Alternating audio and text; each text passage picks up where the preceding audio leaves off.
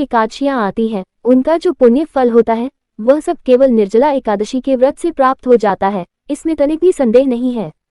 शंख, चक्र और गदा धारण करने वाले भगवान केशव ने स्वयं मुझसे कहा था कि यदि कोई मनुष्य सभी बातों को छोड़कर केवल मेरी शरण में आ जाए और एकादशी को निराहार रहे तो वह सब पापों से मुक्त हो जाता है।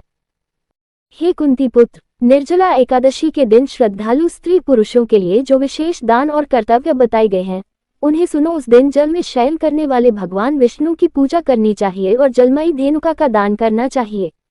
अगर संभव हो तो वास्तविक गाय या घृतमयी धेनु का दान करना उचित होता है। साथ ही पर्याप्त दक्षिणा और विभिन्न प्रकार के मिष्ठानों द्वारा ब्राह्मणों को श्रद्धापूर्वक संतुष्ट करना चाहिए।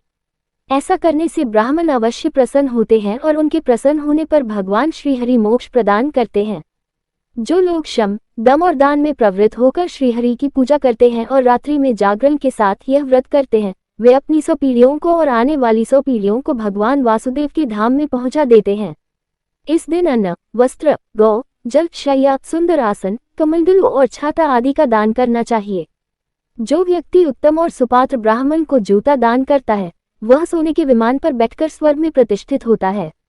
जो व्यक्ति इस एकादशी की महिमा को श्रद्धा से सुनता है और जो श्रद्धापूर्वक इसका वर्णन करता है वे दोनों स्वर्गलोक को प्राप्त करते हैं। चतुर्दशी युक्त अमावस्या के सूर्य ग्रहण में जो फल श्राद्ध से प्राप्त होता है वही इस एकादशी के श्रवण से प्राप्त होता है। सुबह दंतावन करके ये संकल्प लेना चाहिए कि मैं भगवान केशव की प्रसन्नता के लिए एकादशी को निराहार रहूंगा और आचमन के अतिरिक्त अन्य किसी प्रकार का जल ग्रहण नहीं करूंगा। द्वादशी के दिन भगवान विष्णु की गंध, धूप, पुष्प और वस्त्रों से विधिपूर्वक पूजा कर जल का कलश दान करते हुए मंत्रोच्चार के साथ संकल्प करें। देवदेव ऋषिकेश संसारार्न अवतारक उद्गम प्रदाने नयमा परमा गतिम, यानी संसार सागर से तारने वाले देवदेव ऋषिकेश, इस जल के घड़े का दान करने से आप मुझे परम गति की प्राप्ति कराइए। भीमसेन, ज्येष्ठ मास में शुक्ल पक्ष की जो शुभ एकादशी होती है उसका निर्जल व्रत करना चाहिए और उस दिन श्रेष्ठ ब्राह्मणों को शक्कर के साथ जल के घड़े दान करना चाहिए। ऐसा करने से मनुष्य भगवान विष्णु के करीब पहुंचकर सुख और आनंद का अनुभव करता है।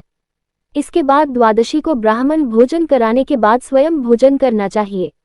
जो इस प्रकार पूर्ण रूप से पापनाशिनी एकादशी का व्रत करता है वह सब पापों से मुक्त हो अनामय पद को प्राप्त होता है।